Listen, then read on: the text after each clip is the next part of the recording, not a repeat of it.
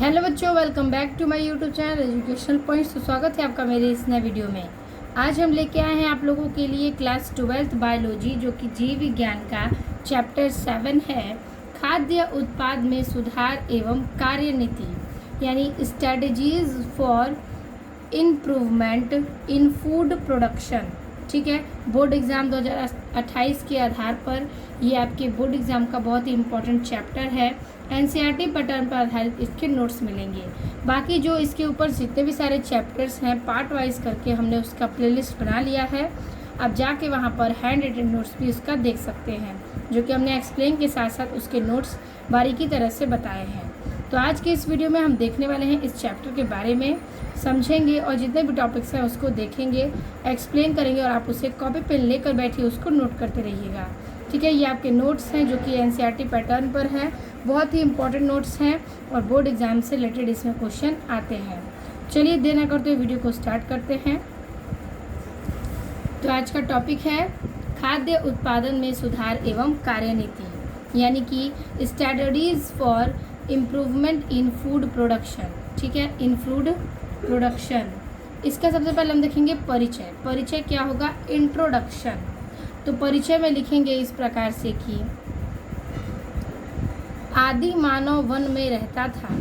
वह जंगली पौधों के कंद, मूल तथा फल एवं जंगली जंतुओं को खाकर जीवन निर्वाह करता था, यानी कि जीवन को जीता था, यानी कि इन सारी चीज़ों से वो चलता था, खाता पीता था और अपने जीवन को व्यतीत करता था। तो कहने का अर्थ जो आदि मानव वन में रहते थे, पहले के लोग आदि मानव थे।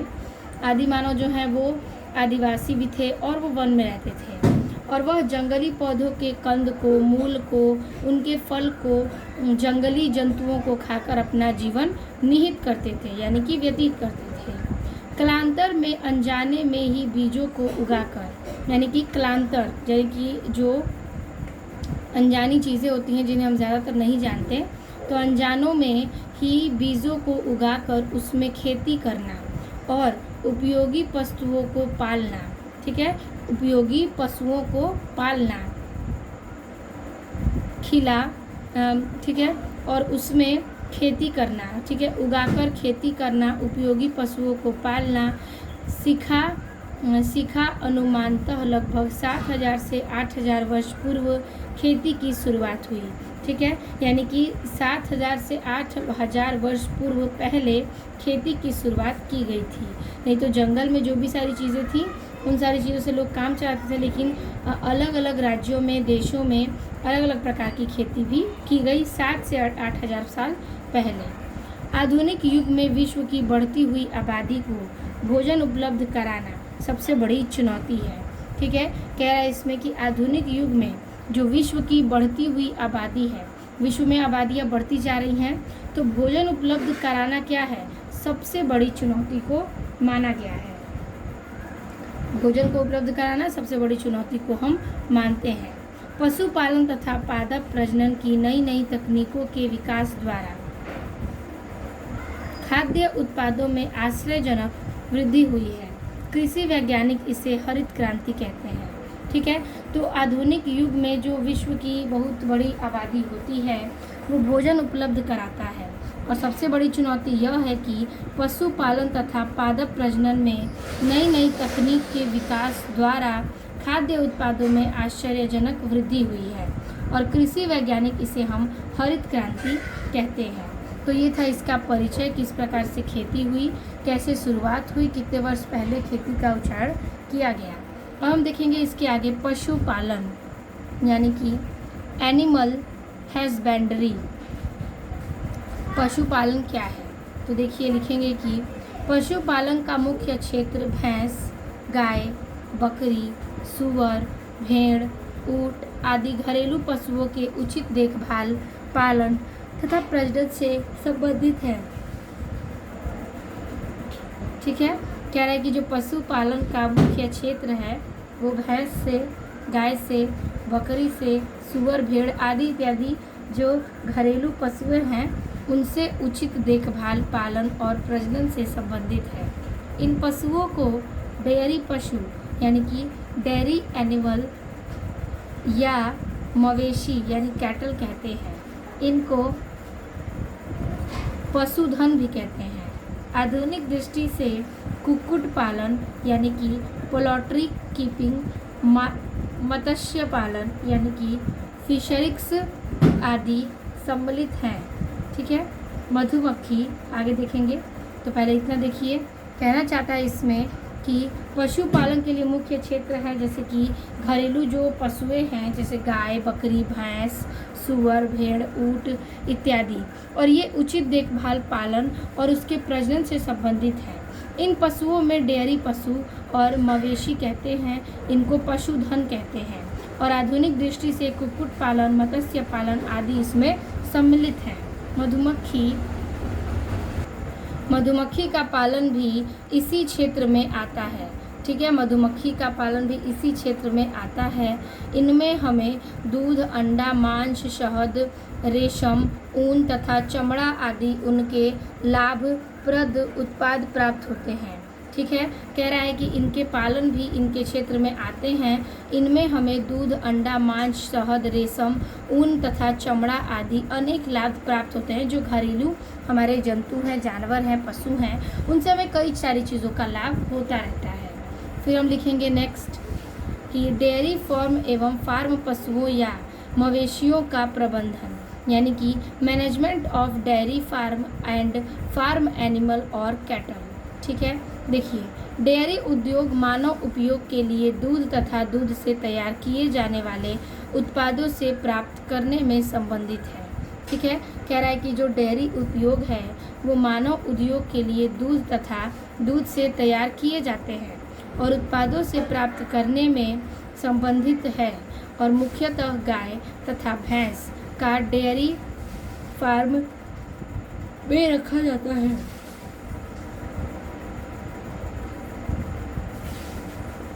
इन सबको डेयरी फार्म में रखा जाता है। दूध से दही, मक्खन, पनीर, चीज़, कैसीन आदि तैयार किया जाता है, यानी कि दूध से कई सारी चीज़ें भी तैयार की जाती हैं। दूध को पूर्ण भोजन का स्थान दिया गया है। दूध को हमने क्या किया है, पूर्ण भोजन का स्थान भी दिया गया है। इसमें प्रोटीन, वसा, लैक्टोज, शर्करा, सभी विटामिन, जल तथा लवण होते हैं। वास्तव में शाकाहारी मनुष्यों के लिए दूध ही क्या है, शाकाहारी मनुष्यों के लिए दूध ही प्राणी प्रोटीन का एकमात्र स्रोत है। अतः डेयरी फार्म में प्रबंधन के लिए निम्नलिखित क्षेत्रों का प्रयास किया गया है। ठीक है, इसमें कह रहा है जो डेयरी उद्योग है उसमें कई सारी चीज़ें हैं, और जो घरेलू पशु हैं उनसे हमें दूध प्राप्त होते हैं, और दूध से कई सारी चीज़ें बनती हैं। दूध से कई सारी चीज़ें बनती हैं, हमें प्रोटीन मिलता है, लैक्टोज, शर्करा, कई सारी चीज़ें दिया जाता है। लेकिन जो लोग शाकाहारी हैं, मांसाहारी का इस्तेमाल नहीं करते, उन्हें दूध में कई सारे प्रोटीन, विटामिन, कैल्शियम्स मिलते हैं जो कि उनके बॉडी के लिए ज़रूरी है। तो दूध एक तरह से क्या है, हमारे लिए एक भोजन का यानी कि खाना का कार्य करता है। फिर हम देखेंगे पहला नंबर इसमें जो कि है अच्छी नस्ल का चयन, यानी इन सारी चीज़ों में अच्छी नस्ल का चयन भी किया जाता है कि कौन सी चीज़ें अच्छी हैं, कौन सी नहीं। तो उच्च दूध उत्पादन तथा क्षमता तथा रोगों के प्रति प्रतिरक्षा वाले नस्ल के पशुओं का चयन कराना चाहिए। ठीक है, उच्च दूध उत्पादन तथा क्षमता में रोगों के प्रति प्रतिरक्षा वाले नस्ल के पशुओं का चयन भी करना चाहिए। दूसरा लिखेंगे पशुओं की अच्छी देखभाल। पशुओं को संतुलित आहार, पर्याप्त जल तथा स्वच्छ एवं रोग मुक्त वातावरण। ठीक है, पशुओं को संतुलित आहार या पर्याप्त जल तथा स्वच्छ एवं रोग मुक्त वातावरण प्रदान करना अति आवश्यक है, जिससे पशु स्वस्थ रहें और उचित मात्रा में दूध दे सके। तीसरा है भोजन में लिखेंगे इस प्रकार से, पशुओं को दिए जाने वाले चारे को गुणवत्ता तथा मात्रा पर पूरा ध्यान दिया जाना चाहिए।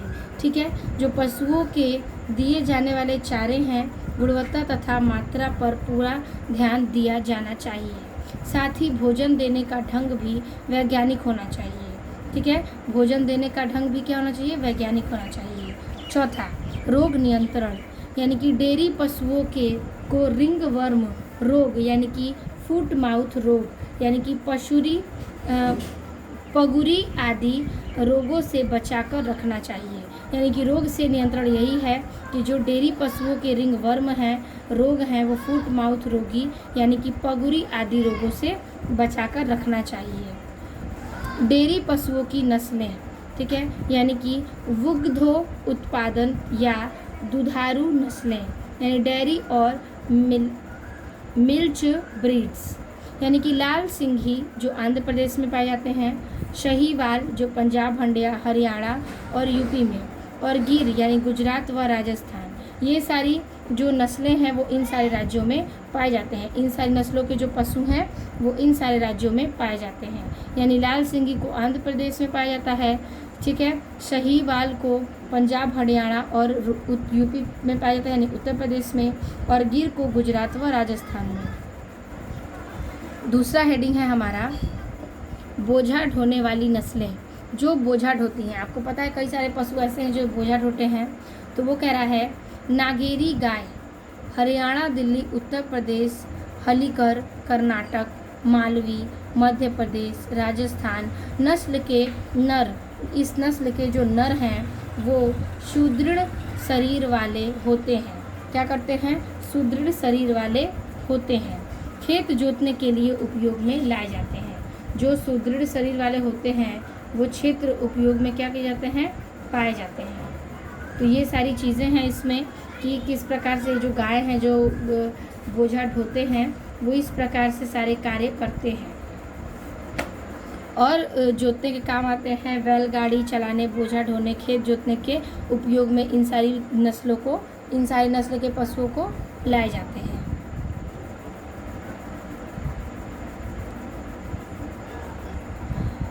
दोनों उद्देश्यों के लिए लाभदायक नस्लें, ठीक है, दोनों उद्देश्यों के लिए लाभदायक नस्लें क्या है? तो शाहीवाल, थाल परकर, गुजराती, देओनी यानी आंध्र प्रदेश आदि। भैंस की कुछ प्रमुख नस्लें। अब ये भैंस की कुछ प्रमुख नस्ल है, जैसे भारत में पाई जाने वाली भैंस की उन्नत नस्लों में शामिल है, ठीक है, भैंस क्या है? उन्नत नस्लों में शामिल है। नागपुरी, सूरती, भाड़ावारी, नीली, रवि, गुजरात की मेहसाना, पंजाब और हरियाणा की मुरही प्रजातियाँ, ठीक है। यहाँ पर अलग अलग देश की अलग अलग प्रजाति हैं। भैंसों की कुछ अनेक नस्ल के प्रकार हैं।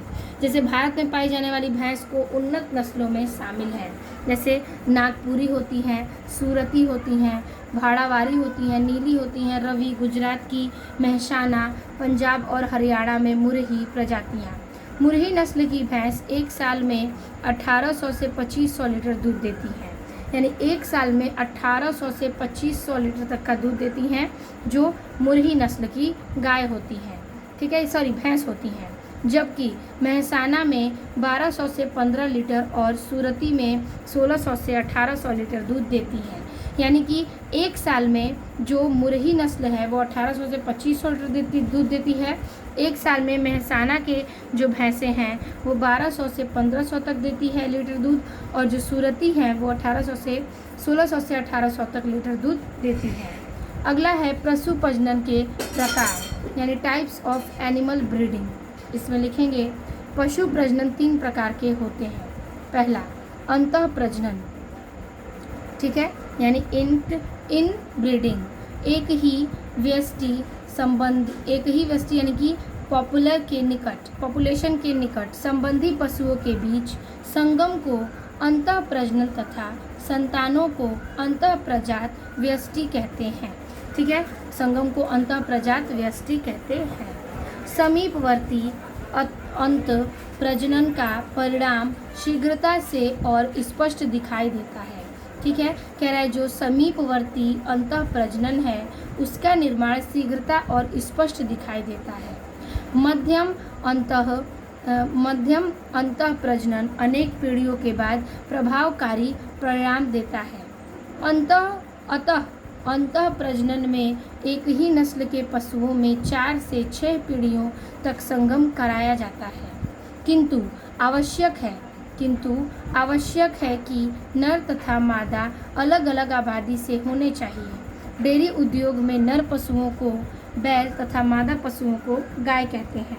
अब देखिए यहाँ पर एक ही व्यष्टि से संबंधित निकट जो पशुओं के बीच संगम होता है, ठीक है, जो संगम होता है वो अंतः प्रजनन से संतानों का अंतः प्रजात व्यष्टि कहते हैं, ठीक है, उसे अंतः प्रजात व्यष्टि कहते हैं। उसके बाद जो समीपवर्ती अंतः प्रजनन का परिणाम है वो शीघ्रता से और स्पष्ट दिखाई देता है। मध्यम अंतः प्रजनन अनेक पीढ़ियों के बाद प्रभावकारी परिणाम देते हैं तथा अंतः प्रजनन में एक ही नस्ल के पशुएं 4 से 6 पीढ़ियों तक संगम कराते हैं। किंतु आवश्यक ये है कि नर तथा मादा अलग अलग आबादी से होने के लिए डेयरी उद्योग में नर पशु जो हैं वो बैल तथा मादा पशु गाय कहते हैं, ठीक है। ये इतना आई होप आपको पहला टॉपिक क्लियर होगा। अब है अंतः प्रजनन की क्रियाविधि। वो पशु प्रजनन के प्रकार थे जिसमें था अंतः प्रजनन। अब अंतः प्रजनन की क्रियाविधि है।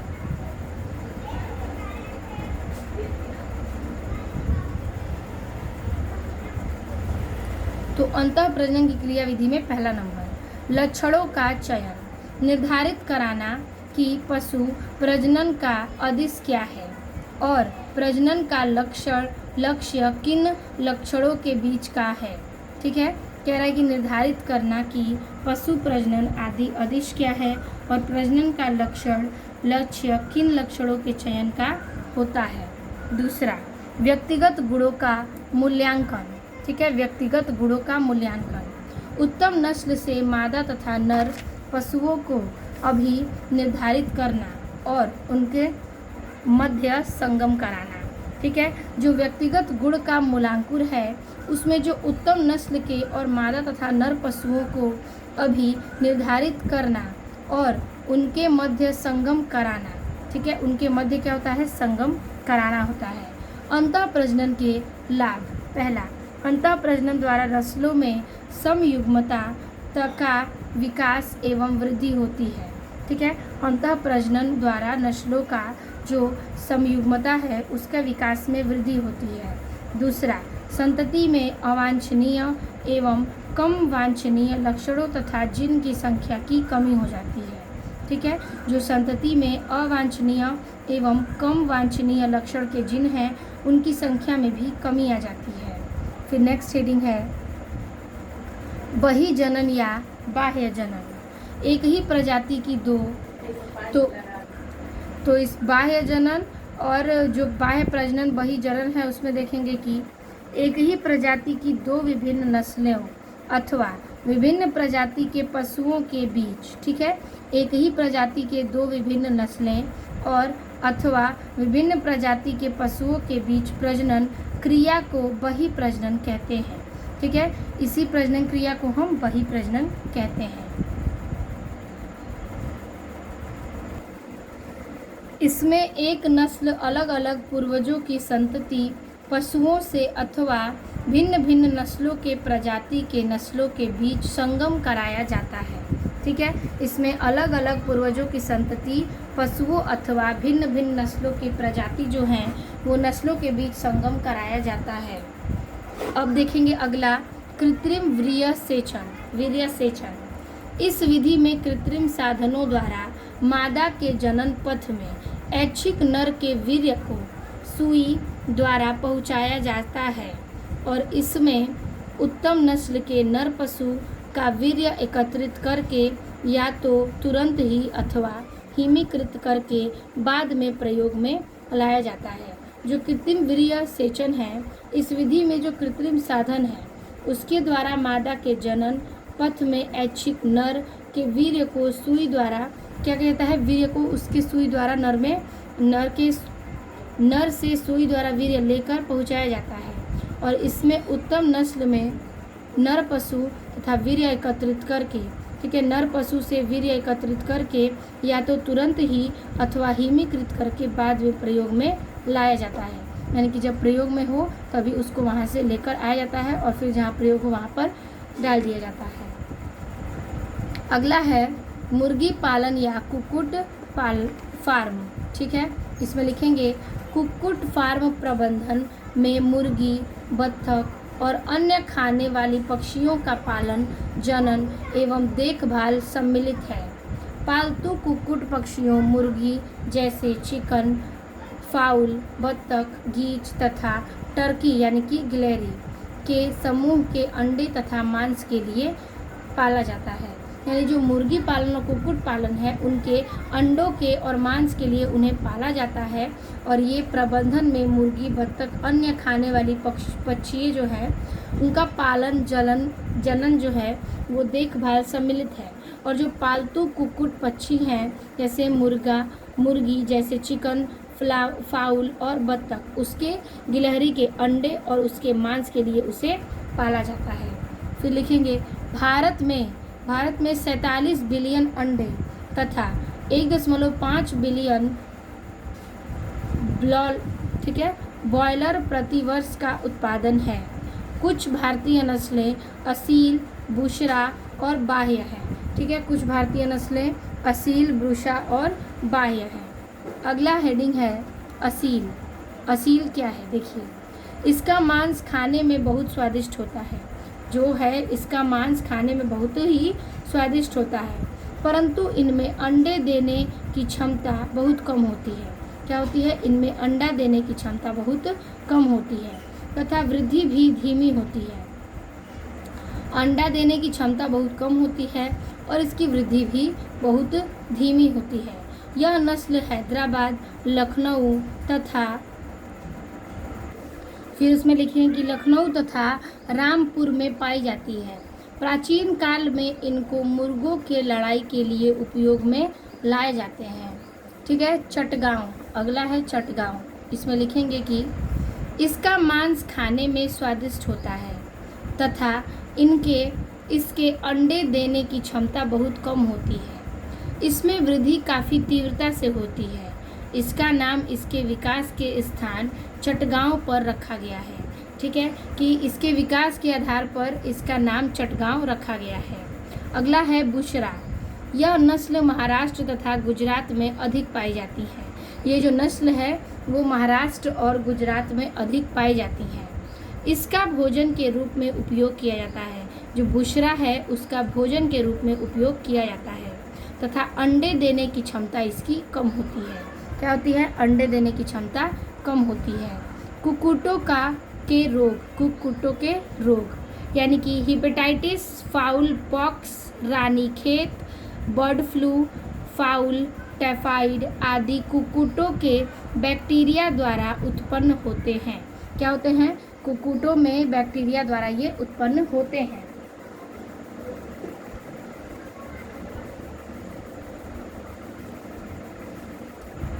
अगला है मधुमक्खी पालन। लिखेंगे इसमें यानी कि एपीकल्चर। व्यावसायिक स्तर पर मधु एवं मोह प्राप्त करने के लिए। ठीक है, व्यावसायिक स्तर पर जो मधु है एवं मोह है वो प्राप्त करने के लिए छतों का रख रखाव मधुमक्खी पालन कहलाता है। छतों का रख रखाव क्या होता है? मधुमक्खी पालन कहलाता है। इसके लिए विभिन्न देशों में बड़े मधुमक्खी फार्म स्थापित किए गए हैं। इसके लिए क्या है कि मधुमक्खी पालन कहलाते हैं और इसके लिए विभिन्न देशों में बड़े बड़े मधुमक्खी फार्म भी स्थापित किए गए हैं जिन्होंने एक उद्योग के रूप में ले लिया है। अगला है आर्थिक महत्व। आर्थिक महत्व में पहला नंबर फलों का परागण। ठीक है, मकरंद के लिए फूलों पर बैठकर उनका परागण करती है। ठीक है, जो कह रहा है कि मकरंद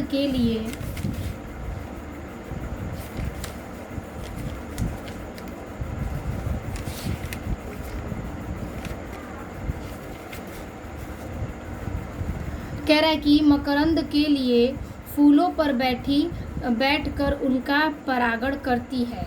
ये सब नाशपाती, सरसों तथा सूरजमुखी आदि लाभकारी पौधों में फलों का परागण होता है।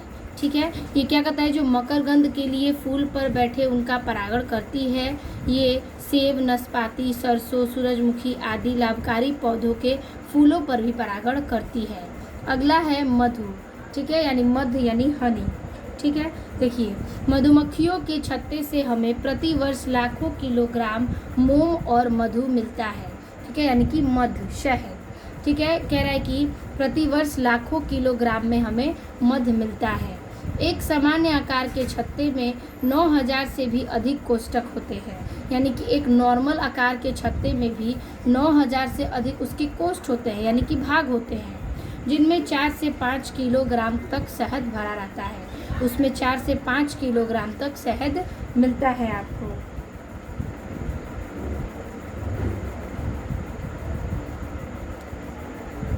फिर अगला है मधुमक्खी का मोम, ठीक है। मधुमक्खी का छत्ता सफ़ेद तथा हल्के पीले रंग का बना होता है। मधुमक्खी का छत्ता जो है वो सफ़ेद और हल्के पीले रंग का बना होता है। मोम का प्रयोग ब्यूटिशियन, मरहम, औषधि तेल बनाने में किया जाता है, ठीक है। मरहम, औषधि तेल बनाने में किया जाता है। कांच पर लिखने वाली पेंसिल, संगमरमर को जोड़ने वाले ग्लू, पेंट तथा जूतों को पॉलिश तथा मूर्तियों आदि बनाने में किया जाता है। जो मधुमक्खी का मोम है वो इन सारी चीज़ों में प्रयोग किया जाता है, यानी कि उनके छत्ते से जो सफ़ेद और हल्के पीले रंग का रंग बना होता है उसमें मोम का प्रयोग ब्यूटिशियन, मरहम, औषधि तेल बनाने में, कांच के लिखने वाले पेंसिल, संगमरमर, जोड़ने वाले ग्लू, पेंट, जूते, पॉलिश, मूर्तियों आदि बनाने में इन सारी चीज़ों का प्रयोग होता है। इन सारी चीज़ों को बनाने में मधुमक्खी के मोम का प्रयोग होता है।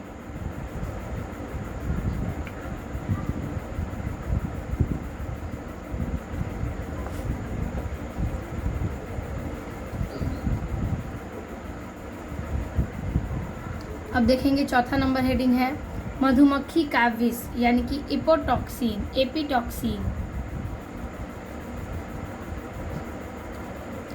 यह एक उग्र अम्ल है। क्या है? यह एक उग्र अम्ल है जिसमें प्रतिजैविक गुण होते हैं। क्या होते हैं? जिसमें प्रतिजैविक गुण होते हैं। तंत्रिका तंत्र में विकारों, नेत्र, चर्म रोगी, वीपी, विषैलो जीव जंतुओं का दंश आदि में इनका प्रयोग किया जाता है। ठीक है, तो ये अग्र अम्ल होते हैं, ये प्रतिजैविक गुण हैं। तंत्रिका तंत्र में विकारों, नेत्र, चर्म रोगी, बीपी के रोगी और विषैले जंतुओं का प्रयोग किया जाता है। अगला है मत्स्य पालन। ये सारे जो हेडिंग है मत्स्य पालन, बीटी फसलें, ये बहुत ही इम्पॉर्टेंट, मोस्ट इम्पॉर्टेंट टॉपिक्स हैं आपके इस बोर्ड एग्जाम की दृष्टि से। तो लिखेंगे मत्स्य पालन यानी कि पिशीकल्चर। मत्स्य पालन का अर्थ है मछली को पालन, बड़ा करना तथा उनसे पैदा होने वाली मछलियों का पालना। ठीक है, उनसे पैदा होने वाली मछलियों को पालना। मछलियों के अतिरिक्त अन्य जलीय जीवों, ठीक है, मछलियों में अतिरिक्त अन्य जलीय जीवों जैसे झींगा, केकड़े आदि का पालन मत्स्य पालन के अतिरिक्त में आते हैं। ठीक है, अंतर्गत में आते हैं। क्या होते हैं? मत्स्य पालन के अंतर्गत में आते हैं झींगा, केकड़े आदि का पालन मत्स्य पालन ही कहलाता है। अगला है बीटी फसलें। ये तो मोस्ट इम्पॉर्टेंट टॉपिक है, आप इसे एकदम से रट लीजिएगा, अपने स्टडी टेबल पर रखिएगा ताकि बहुत ही इम्पॉर्टेंट है। हर साल ये क्वेश्चन पूछे जाते हैं। तो लिखेंगे बीटी फसलें। बीटी फसलों का नाम यानी कि बैसिलस थ्यूरिन जेनेसिस नामक बैक्टीरिया पर आधारित है। ये बैक्टीरिया प्राकृतिक रूप से एक क्रिस्टल प्रोटीन उत्पन्न करते हैं। क्या करते हैं? ये बैक्टीरिया प्राकृतिक रूप से एक क्रिस्टल प्रोटीन का उत्पन्न करते हैं जो अनेक पीड़क कीटों के लिए अविषाणु होता है। बीटी फसल की पौधों की प्रत्येक कोशिका में जेनेटिक इंजीनियरिंग द्वारा बीटी टॉक्सिन, ठीक है, बीटी टॉक्सिन उत्पन्न करने वाले जीन को प्रविष्ट कराया जाता है और इन जीन से बनने वाली प्रोटीन टॉक्सिन फसली पौधों को पीड़क कीटों से सुरक्षित रखता है। इसका जाना पहचाना उदाहरण बीटी कपास है। ठीक है, तो बीटी फसलों का नाम बैलेसियस थ्यूरीजेनेसिस कहते हैं। ये बैक्टीरिया पर आधारित है और ये बैक्टीरिया प्राकृतिक रूप से क्रिस्टल प्रोटीन उत्पन्न करता है और अनेक पीड़क कीड़ों को क्या करता है, अविषाणु होता है। बीटी फसल में जो पौधे होते हैं वो प्रत्येक कोशिका में जेनेटिक इंजीनियरिंग द्वारा बीटी टॉक्सिन उत्पन्न करने में और जीन को प्रविष्ट कराया जाता है। इस जीन से बनने वाला प्रोटीन टॉक्सिन फसली पौधों को पीड़क कीटों से सुरक्षित रखता है। इसका जाना पहचाना उदाहरण बीटी कपास है। ठीक है, अब देखेंगे हम बीटी फसलें तो पढ़ लिए, अब हम देखेंगे बीटी कपास यानी बीटी कॉटन। इसमें लिखेंगे कि कपास के गोलक को कीटों से बचाने के लिए, कपास के गोलक को कीटों से बचाने के लिए बैसिलियस थ्यूरीजेनेसिस, ठीक है, थ्यूरीजेनेसिस का निवेश कराया जाता है। यह विषाणु क्रिस्टल प्रोटीन क्राइजीन द्वारा कोड किया जाता है। क्राइजीन के निवेश से पादपों में कीट प्रतिरोधकता विकसित होती है। ठीक है, क्राइजीन के निवेश से पादपों में कीट प्रतिरोधकता को विकसित किया जाता है। अगला है हरित क्रांति।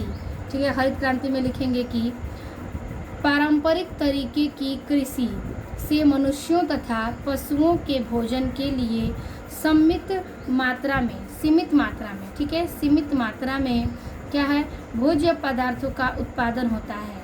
अच्छे प्रबंधन के तौर तरीकों तथा भूमि का क्षेत्रफल बढ़ने से उत्पादन बढ़ सकता है, परंतु एक सीमा तक। ठीक है, परंतु एक सीमा तक। जो पारंपरिक तरीकों से कृषि और मनुष्यों में पशुओं तथा भोजन के लिए सीमित मात्रा में जो भोज्य पदार्थ का उत्पादन किया जाता है वो अच्छे प्रबंधन में तौर तरीकों तथा भूमि का क्षेत्रफल बढ़ाने के लिए उत्पादन इसका बढ़ जाता है, परंतु एक ही सीमा तक। हरित क्रांति शब्द खाद्य उत्पादों में अधिकतम वृद्धि से संबंधित है। जो हरित क्रांति शब्द है वो खाद्य उत्पादों में एक अधिकतम मात्रा में क्या है, वृद्धि से संबंधित है। हरित क्रांति काफ़ी सीमा तक पादप प्रजनन तकनीकों पर गेहूं, धान, मक्का आदि में अधिक उत्पादन तथा रोग निरोधक किस्मों के विकास पर आश्रित है। ठीक है, जो हरित क्रांति शब्द है वो खाद्यान्नों उत्पादों में अधिक वृद्धि से संबंधित है। हरित क्रांति काफ़ी सीमा तक पादप प्रजनन तकनीकों पर गेहूं, धान, मक्का आदि में अधिकतम क्या है, अधिक उत्पाद तथा रोग निरोधक किस्मों का विकास आश्रित रखती है। फिर पैराग्राफ चेंज करके लिखेंगे कि भारत में डॉक्टर MS स्वामीनाथन ने डॉक्टर नॉर्मन बारलॉन्ग के संयोग से हरित क्रांति के पैर जमाए। बारलॉन्ग को सन 1970 में गेहूं की नई किस्म मैक्सिकन गेहूं का विकास करने के लिए नोबेल पुरस्कार से सम्मानित किया। यानी कि ये जो डॉक्टर हैं MS स्वामीनाथन, उन्होंने डॉक्टर नामर बारलॉन्ग के संयोग से हरित क्रांति में पैर जमाए और जो बारलॉन्ग ने सन 1970 में गेहूं की नई किस्म यानी कि मैक्सिकन गेहूं का विकास करने के लिए नोबेल पुरस्कार से सम्मानित किया। अब हम लिखेंगे हरित क्रांति की महत्वपूर्ण उपलब्धियों में पहला नंबर, भारत आज खाद्यान्न के क्षेत्र में आत्मनिर्भर है। ठीक है, भारत जो है वो आज खाद्यान्न के क्षेत्र में आत्मनिर्भर है।